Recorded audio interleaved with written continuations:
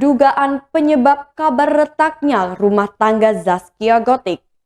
Awal mula kabar retaknya rumah tangga Zaskia Gotik dan Sirajuddin Mahmud berhembus dari jarangnya Zaskia Gotik memposting kebersamaannya bersama suami dan anaknya. Padahal sebelumnya diketahui Zaskia Gotik aktif membagikan momen kebersamaannya bersama Sirajuddin Mahmud dan anak sematawayangnya. Ditambah baru-baru ini Zaskia Gotik pulang kampung ke rumah orang tuanya di Cikarang, Jawa Barat. Kabarnya Zaskia Gotik pulang kampung untuk bertemu orang tua dan menikmati waktu di sana.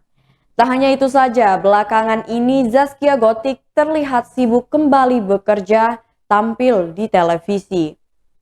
Sebagaimana diketahui, setelah menikah dan memiliki anak, Zaskia Gotik memilih untuk mengurangi kegiatan di dunia hiburan.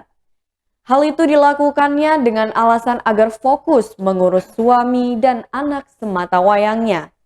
Sikap itulah yang membuat isu retaknya rumah tangga Zaskia Gotik dan Sirajuddin Mahmud makin berhembus kencang.